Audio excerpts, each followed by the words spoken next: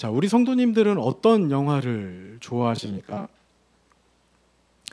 저는요, 여러분, 여러분들이 보기와는 다르게 좀 복잡한 영화를 좋아합니다.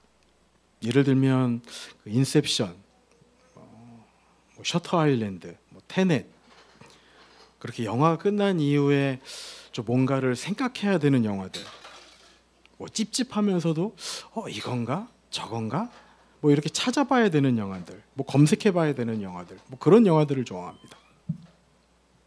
좀 보기에는 다르게 좀 의외죠. 그리고 다른 한편으로는 추리 영화, 반전이 있는 영화, 그런 영화들을 좋아합니다.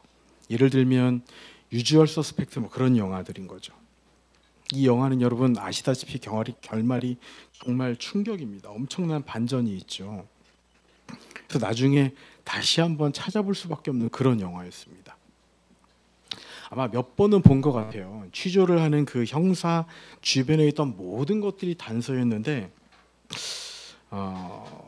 이제 아마 영화를 보지 못하신 분들을 위해서 제가 더 이상 말씀을 드리면 안 될 것 같아요. 정말 놀라운 반전이 있는 그런 영화였습니다. 그리고 아가사 크리스티라는 엄청난 이제 유명한 작가죠. 이제 오리엔트 특급 살인이라는 영화도 마찬가지입니다.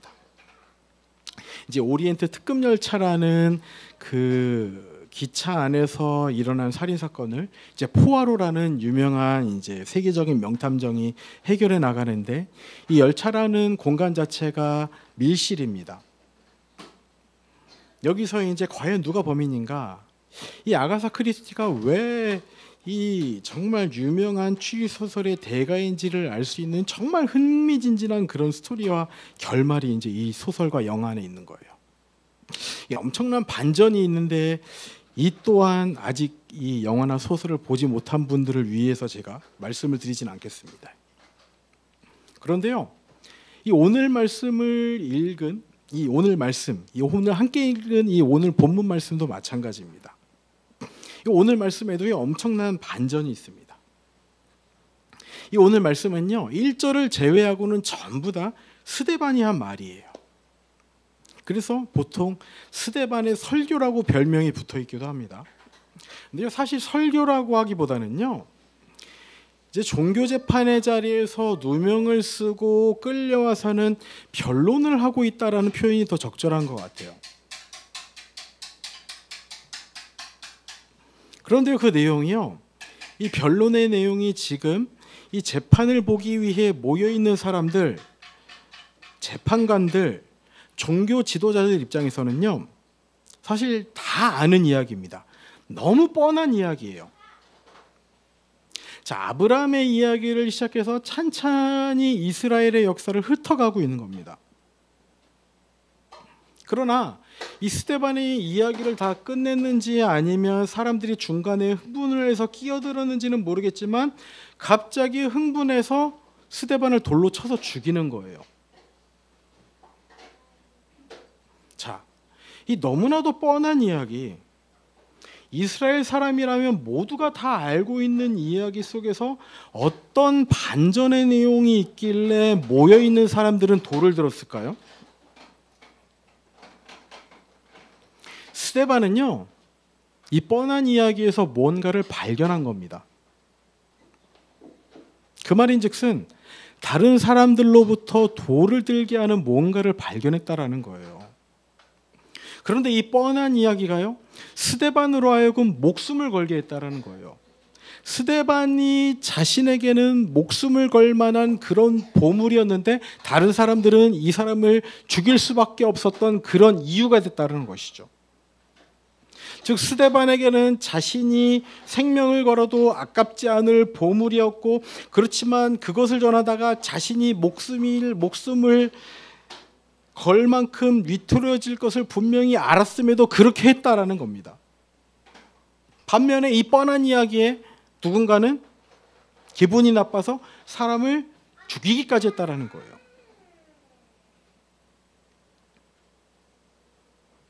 우리도 마찬가지라는 생각이 듭니다. 우리는 신앙생활이 너무 뻔하다고 생각을 합니다. 예배가 너무 뻔한 것이라고 생각을 합니다.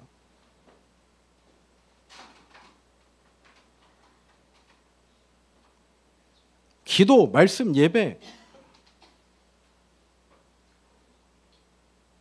너무 단조롭고 너무 의미 없고 뭐 기도해도 응답이 없고 말씀 봐도 이해되지 않고 예배 드려도 아무것도 아닐 거라고 생각을 합니다. 너무 뻔하다고 생각을 하는 것이죠. 이스라엘 백성도 마찬가지였다라는 거예요. 모두가 알고 있는 이야기, 아브라함, 요셉, 모세의 이야기였다는 거예요. 다윗의 이야기였다는 거예요. 오늘 본문이 계속해서 이 이야기를 하고 있는 겁니다. 여기서 많은 사람들은 그저 그렇게 뻔하게 일상의 의무감으로만, 그리고 어느 정도의 자부심을 가지고 그렇게 살아가고 있었다는 거예요. 그러나 스데반은요, 여기서 자신이 목숨을 내놓아도 아깝지 않을 무엇인가를 발견을 한 거예요. 뻔한 이야기 속에서 어떤 단선을 발견한 겁니다.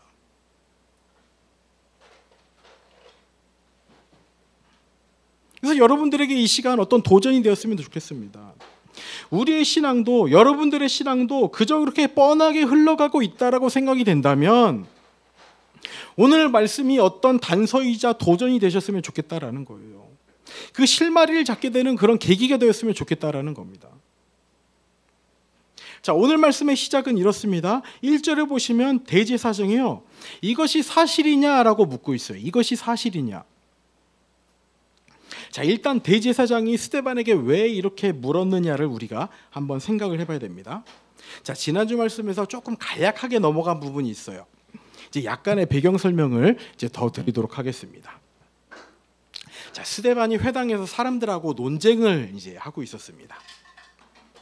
자, 이제 예수님을 전하는 스데반의 그런 지혜를 사람들이 감당을 하지 못했어요. 그래서 사람들이 이제 이 스데반을 이제 약 올리고 싶었습니다. 그래서 사람들을 매수하고 거짓말을 하는 거예요. 그러다 보니까 이 스데반이 종교 재판의 현장에 잡혀오게 된 겁니다. 이 6장 11절과 13절에 보시면 이제 어떻게 잡혀왔는지에 대해서 이제 기록이 되어 있습니다. 한번 볼까요? 6장 11절에 이렇게 기록이 되어 있습니다. 화면 한 번만 사모님 클릭해 봐 주시겠어요? 지금. 네. 자, 6장 11절 다 같이 한번 읽어볼까요? 시작. 사람들을 매수하여 말하게 하되 이 사람이 모세와 하나님을 모독하는 말을 하는 것을 우리가 들었노라 하게 하고. 자, 13절도 다 같이 읽어보겠습니다. 한 번만 더 넘겨주세요. 시작.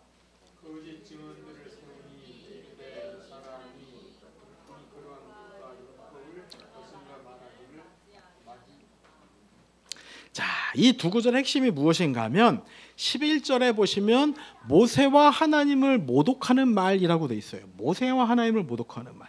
자, 모세가 무엇으로 대표되는가 하면 율법으로 대표됩니다. 율법. 그리고 하나님을 모독했다라고 하는 거예요. 13절도 마찬가지입니다. 이 거룩한 곳이 무엇입니까? 성전이에요. 성전. 자, 즉 성전과 율법을 거슬러 말했다라고 지금 고발을 당하고 있는데, 사모님 죄송한데 한 번만 그 뺐다가 껴봐 주시겠어요? 그거를. 네, 안 되는 거 보면 네, 오늘 수고 좀 해봐 주시겠습니다. 수고 좀 해주셔야겠습니다. 자, 이 두 가지를 고발했다고 하는데 이제 핵심을 요약하면은 율법을 거스르고 성전을 모독했다는 거예요. 이 두 가지 제목으로 지금 종교 재판에 회부되어 잡혀왔다는 거예요. 잘 기억하세요. 율법을 거스르고 성전을 모독했다는 거예요. 한 번만 더 클릭해 주시기 바랍니다.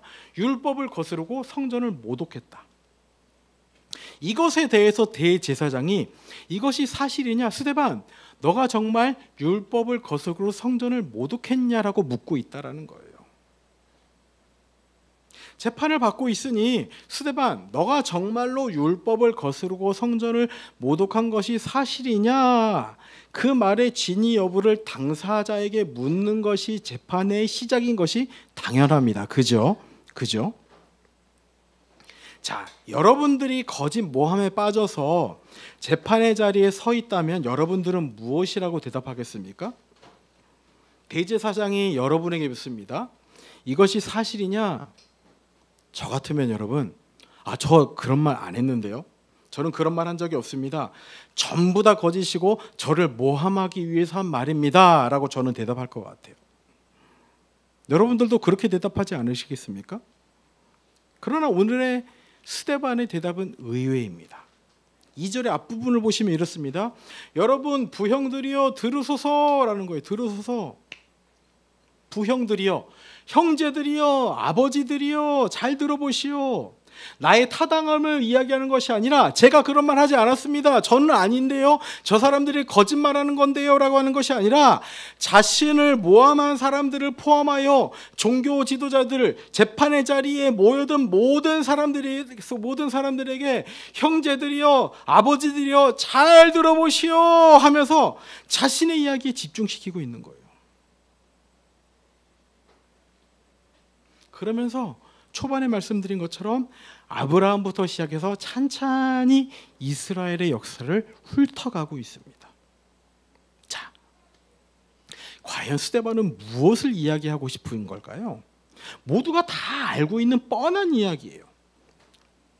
이 뻔한 이야기에서 자신에게 주어진 그 율법을 거스르고 성전을 모독했다는 의혹에 대해서 어떤 대답을 줄 수 있기에 긴 이야기를 시작을 했을까요? 오늘 본문을 통해서 함께 고백해 봤으면 좋겠습니다. 자, 첫 번째입니다. 첫 번째 한번 클릭해 주세요. 다 함께 읽어보겠습니다. 시작. 우리의 삶에 의미 없는 서사는 없다라는 거예요. 자, 일단 큰 그림을 한번 살펴보도록 하겠습니다. 스데반이 전하는 큰 그림이에요. 자, 율법을 거스르고 성전을 모독했다라는 의혹을 해명하는데 굳이 이렇게 긴 이야기가 필요한가? 라는 생각이 드실 겁니다. 내가 안 그랬다라는 이야기보다 더 중요하게 전해야 할 이야기가 있다라는 거예요. 자, 그 이야기가 이제 아브라함에서 시작을 합니다. 아브라함. 그리고 9절에 보시면 요셉의 이야기로 이어집니다. 20절에 보시면 모세의 이야기로 이어집니다. 46절에 보시면 다윗의 이야기로 이어집니다. 그런데요, 이 이야기들을 잘 보시면 한 가지 특징이 있어요. 아브라함, 요셉, 모세, 다윗. 잘 보시면 그 어느 때 하나 쉬운 때가 없었다라는 거예요. 자, 5절 보시기 바랍니다. 5절 아브라함. 자, 제가 읽겠습니다. 그러나 여기서 어떤 땅도 없었다는 거예요?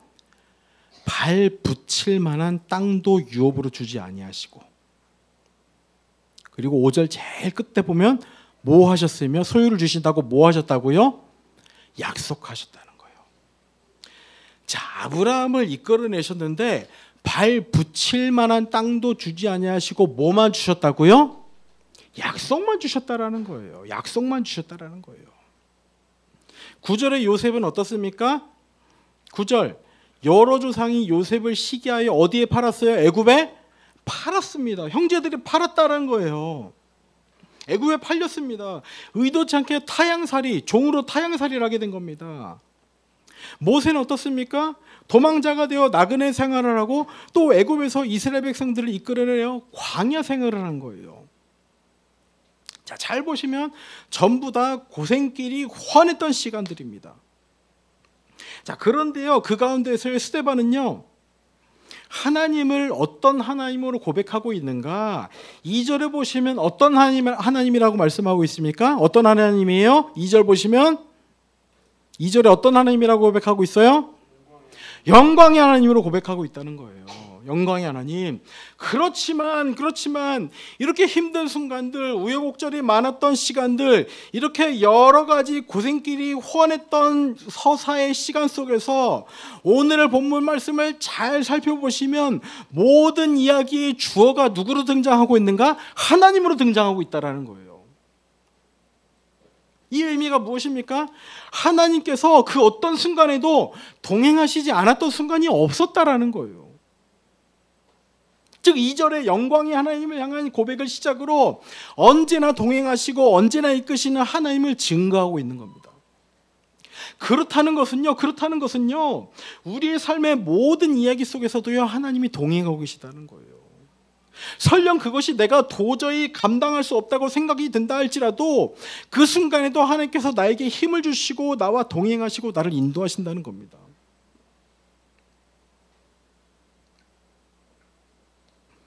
여러분 우리 교회만 봐도 어떻습니까? 자, 너른샘 교회의 이야기를 시작하려면 어디서부터 시작을 해야 이야기를 시작해야 돼요? 산들교회 이야기부터 시작을 해야 되는 거예요. 마치 스데반이 아브라함 이야기부터 지금 자신의 그 변론을 시작하듯이 우리 교회도 산들교회 이야기부터 시작을 해야 되는 겁니다. 2015년에 어떤 목사님께서 개척을 하시고 1년 반 만에 그분이 사역지를 옮기시고 또 두 번째 목사님이 오셨다가 또 1년 4개월 만에 떠나시고 그 이후에 코로나가 가장 심할 때 제가 부임을 하고 3년의 시간 동안 하나님께서 인도하셨던 이야기, 그 3년의 시간 속에서 여기 있는 대부분의 사람들의 한 사람 한 사람의 이제 이야기도 포함이 되어 있겠죠. 그리고 3년 이후에 안양에서의 7개월의 이야기, 이 이야기를 전부 다 해야 너른샘 교회의 이야기를 시작할 수 있다라는 거예요. 자, 스데반이요 지금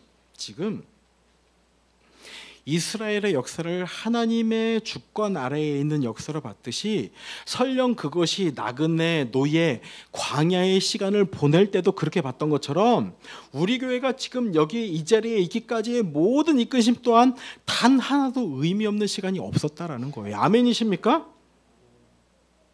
여기 있는 한 사람 한 사람의 인생도 마찬가지라는 겁니다.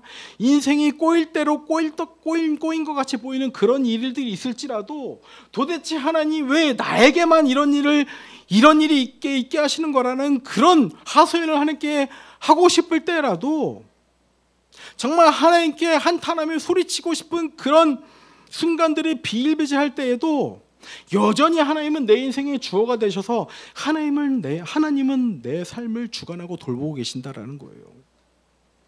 아멘이십니까? 그래서 우리는 이런 고백을 드릴 수 있었으면 좋겠습니다. 이렇게 우리는 기도했으면 좋겠습니다. 한 번만 넘겨주시기 바랍니다. 한 번만 다 같이 읽어봤으면 좋겠습니다. 다 같이 읽어볼게요. 시작.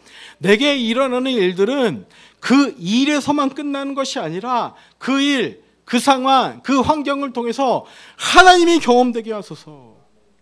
이것이 우리의 기도 제목이 되었으면 좋겠습니다. 그 일, 내게 일어나는 그 일이 그 일에서만 끝. 하나님 도대체 왜 나에게 이런 일이 일어납니까? 그 일에서만 끝나는 것이 아니라 그 일, 그 상황, 그 환경을 통해서 하나님이 경험되게 하소서. 이것이 우리의 기도 제목이 되었으면 좋겠습니다. 이것이 우리의 고백이 되었으면 좋겠습니다.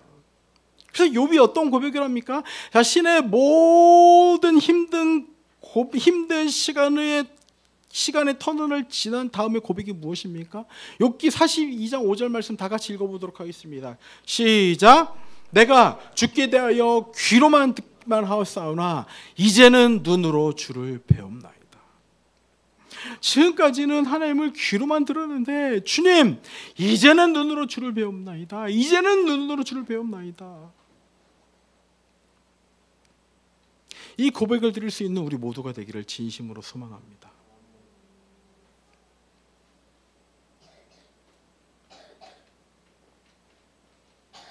명심하시기 바랍니다. 우리 인생 가운데 단 하나도 의미 없는 서사가 없다는 거예요. 단 하나도 의미 없는 이야기가 없다라는 거예요. 여러분의 삶의 주어는 하나님이 되십니다. 하나님이 여러분들을 이끌어 주시고 여러분들의 삶을 가장 최선의 삶으로 이끄실 줄을 확신하시기 바랍니다. 아멘이십니까? 자, 두 번째입니다. 두 번째. 다 같이 읽어보겠습니다. 시작. 하나님만이 우리의 재판장이 되신다는 거예요.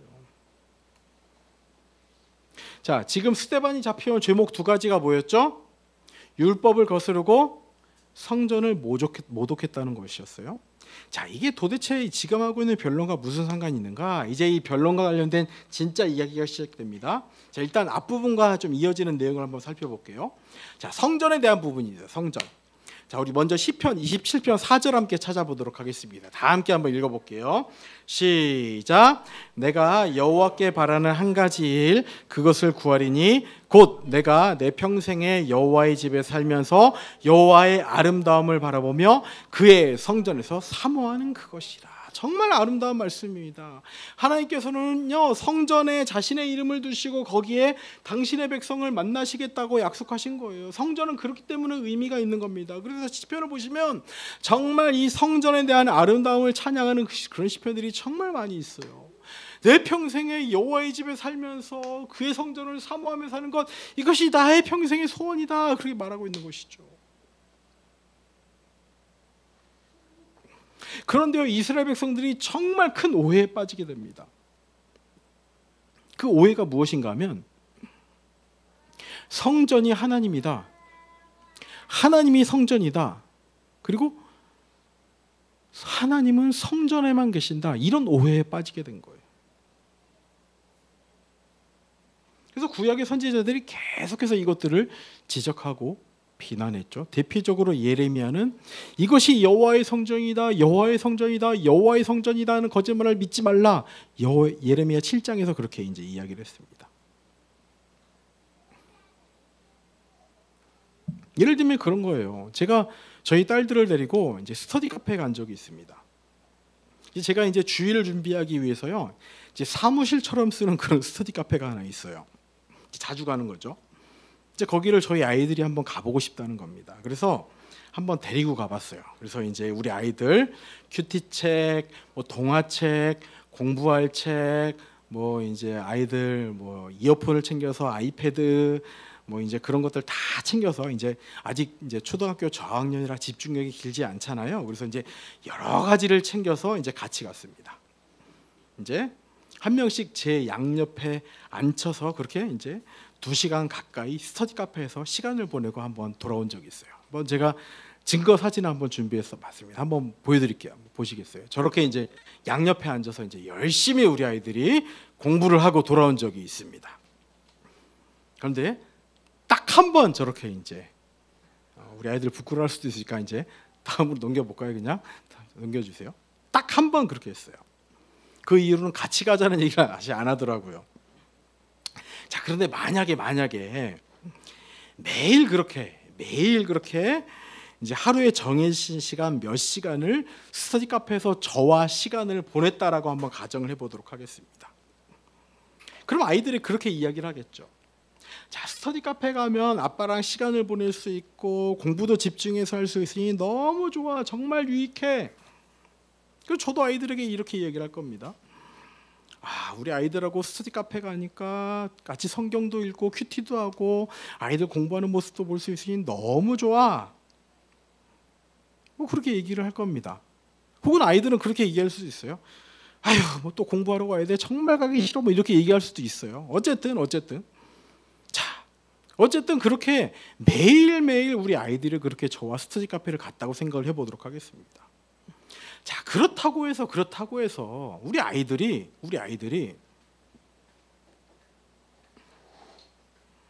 스터디 카페는 아빠다, 아빠는 스터디 카페다, 아빠를 만나려면 스터디 카페에만 가야 된다, 스터디 카페에 가야만 아빠를 만날 수 있다라고 이렇게 말하진 않습니다.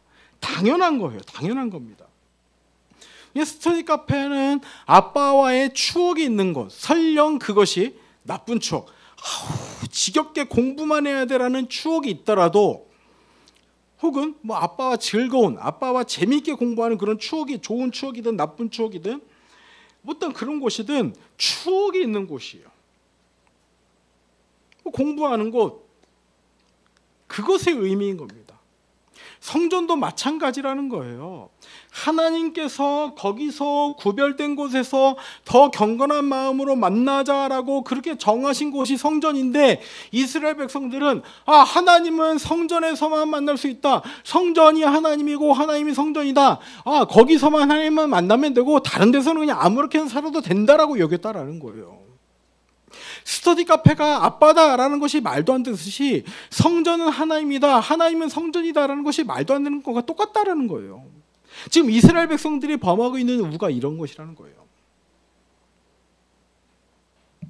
자, 그래서 결론적으로 말씀드리는 것이 무엇인가 하면, 지금 스데반이 아브라함, 요셉, 모세, 다윗으로 이어지는 이 사람들을 통해서 말하고 있는 것이 무엇인가?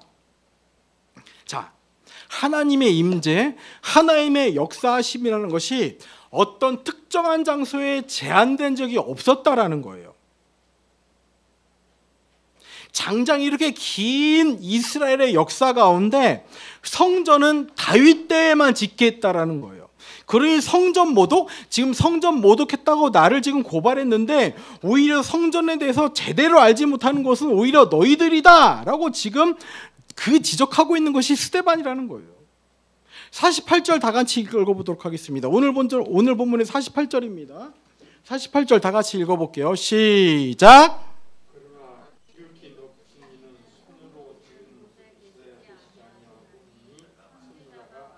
지극히 높으신 이는 손으로 지은 곳에 계시지 아니하시나니 선지자들 통해서 계속 이야기했던 것입니다. 그러나 이것을 지금 종교 지도자들, 이스라엘 백성들을 깨닫지 못하고 있는 것이죠. 하나님은 성전에 국한되신 분이 아니라는 것을 계속해서 말씀하고 있는 것인데 지금 성전을 모독했다라고 스데반을 고발했다는 거예요. 지금 스데반이 이것을 지적했다는 것입니다.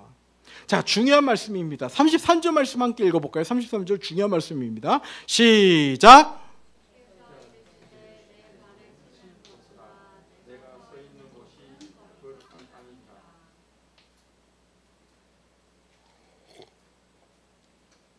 자, 스데반은요 모세의 부르심의 장면인 출애굽기를 인용하고 있습니다.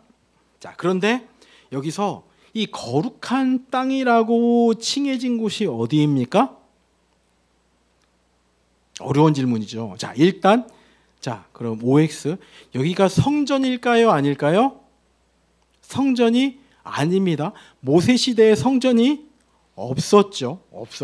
성전이 있던 때가 아니니까 훨씬 이전이니까 성전이 아닙니다. 자, 그리고 지금 모세가 부르심을 받았을 이때가 지금 이스라엘 백성들과 함께 있었던 때입니까? 떨어져 있었던 때입니까? 떨어져 있었던 때예요. 그러니까 이스라엘 백성들이 있던 장소도 아니라는 거예요.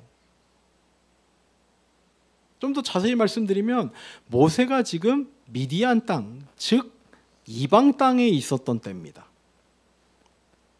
그런데 그곳을 하나님께서는 어떤 땅이라고 말씀하고 계시다는 거예요? 거룩한 땅이라고 말씀하고 계시다는 거예요. 지금 사람들은 지금 그 스데반을 고발한 사람들은 성전을 거룩한 땅이라고 얘기하고 있는데 스데반이 이야기하길 모세가 있던 이방 땅을 하나님이 거룩한 땅이라고 칭했다라고 이야기를 하고 있는 거예요. 이방 땅을 거룩하다라고 하셨다는 것은 참으로 놀라운 말씀입니다. 한번 좀 놀래주세요, 여러분. 놀라운 말씀인 거예요. 그러니까 성전을 모독했다는 고발에 대해서 오히려 성전에 대해서 제대로 알지 못하는 것은 너희들이다라고 이야기하고 있는 것이 스데반의 지금 변론입니다. 그러니 이스라엘 백성들이 화가 날만 하겠죠. 그죠? 율법을 거스른다는 말에 대해서 한번 보도록 하겠습니다. 52절 다 같이 읽어볼게요. 52절 시작. 너희 조상들이 선지자들 중 누구를 박해하지 아니하였느냐? 의인이 오시리라 예고한 자들을 그들이 죽였고 이제 너희는 그 의인을 잡아준 자여 살인한 자가 되나니. 자, 결국에 스데반이 전하는 메시지는 52절 중간에 자, 의인이 오시리라 예고한 자들을 그들이 죽였고, 그러니까 의인이 오시리라고 예고한 자들이 누구예요? 구약 시대의 선지자들입니다. 그들을 이제 조상들이 죽였다는 거예요. 선지자들을 조상이 죽였고 52절 뒷부분에 보시면 이제 너희는 나를 고발한 너희들은 그 의인을 잡아준 자요 살인한 자가 되라니 선지자의 예언대로 의인 예수님이 오셨는데 그 예수님을 너희들이 잡아 죽였다라고 말하고 있는 거예요. 성전을 모독한 것도 너희들이고 율법을 거스른 것도 내가 아니라 누구라? 너희들이라는 거예요. 즉 1절의 대제사장의 질문에 이것이 사실이냐라는 이 질문에 공식적인 대답을 이렇게 하고 있는 겁니다. 자, 성전을 모독했다는 것, 지금 나를 고발한 이스라엘 백성들이 하고 있고, 율법을 거스르고 있는 것 나를 고발한 이스라엘 백성들이 하고 있다라고 있다는 거예요. 지금 그래서 스데반은 이 대답을 자신이 발견한 예수 그리스도의 메시아 되심을 명확하게 드러내고 있는 겁니다. 너희들이 죽인 예수 그리스도, 그분이야말로 진짜 메시아 되심을, 메시아가 되셨다라는 것을 결론으로 지금 정점에서 이제 이야기를 하고 있는 겁니다. 그런데 이렇게 이야기가 점점 진행될수록 예수 그리스도의 메시아 되심에 대해서 명확하게 점점 드러내면 드러낼수록 스데반이 이야기를 시작하고 점점 예수님의 메시아 되심에 대해서 선명해질수록 이제 스데반의 목숨은 점점 더 위태로워지고 있다는 거예요. 스데반은 분명 이 사실을 알고 있었을 겁니다. 그럼에도 자신의 결백을 주장하기보다는 예수님을 드러내는 일에 지금 목숨을 걸고 있다는 거예요. 그래서 이스라엘 백성들이 모두가 알고 있는 뻔한 그 이야기를 통해서 그 누구도 거부할 수 없는 진리를 명확하게 선명하게 드러내고 있는 겁니다. 그래서 지금 종교 지도자가 재판장이 아니라 하나님만이 자신의 유일한 재판장임을 선포하며 지금 이 죽음이 두렵지 않은 하나님만이 결론이 되는 삶, 종교 지도자들 앞에서 떠는 삶이 아니라 하나님만이 유일한 재판장이 되셔서 그 사실을 고백하며 하나님 앞에 서는 삶을 선택하고 있다는 거예요.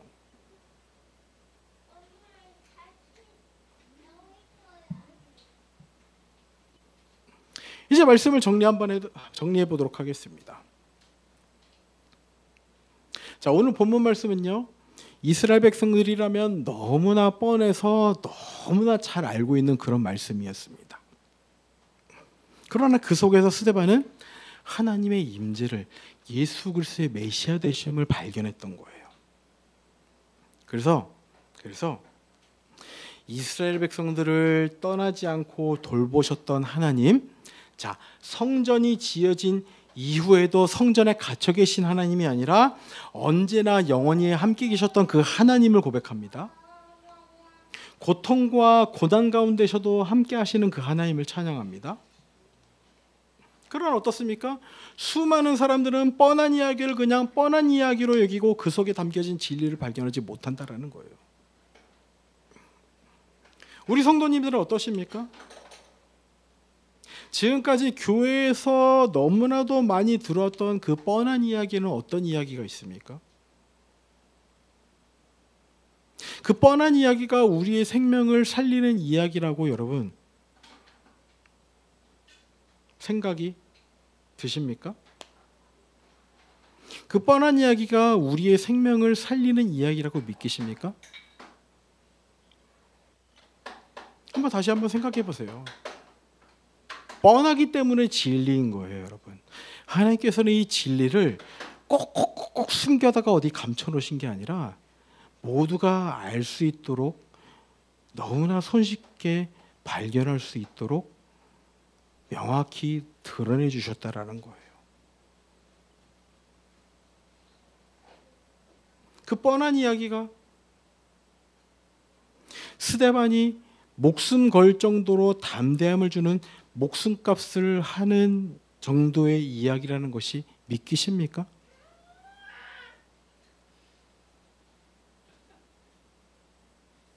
서아도 아멘을 했습니다, 여러분.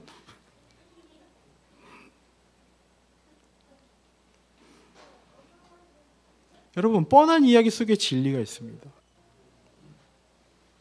예수님이 우리를 위해 십자가에 못 박히셨다. 하나님이 우리를 사랑하신다. 이 뻔한 이야기 속에 진리가 있다는 거예요. 이 뻔한 이야기 속에 스데반은 목숨을 걸었다는 이야기예요. 이 뻔한 이야기에 우리의 믿음의 선배들은 목숨을 걸고 이 교회를 위해 목숨을 걸고 정말 아낌없이 자신의 생명을 바쳤다는 거예요. 지금까지 들었던 이 뻔한 하나님의 사랑, 예수님의 십자가 이야기에서 우리의 목숨을 걸 만한 생명의 값어치가 있다는 것을 잊지 마시기 바랍니다. 그 뻔한 이야기들은 우리의 삶과 하나도 무관하지 않다라는 거예요. 자, 우리 다시 한번 아까 드렸던 말씀을 이제 읽으면서 마무리해 보도록 하겠습니다. 한 번만 더 띄워주세요. 다시 한번 읽어보도록 하겠습니다. 시작. 내게 일어나는 일들은 그 일에서만 끝나는 것이 아니라 그 일, 그 상황, 그 환경을 통해서 하나님이 경험되게 하소서. 여러분, 여러분들에게 일어나는 그 모든 일들을 통해서 하나님이 경험되기 원합니다. 그 뻔한 이야기 성경에 담겨진 그 진리가 여러분의 삶을 통해 정말 가슴 깊이 담겨지기 원합니다. 나 죽고 너 살아라는 예수 그리스도의 십자가가 온전히 여러분에게 새겨지기 바랍니다.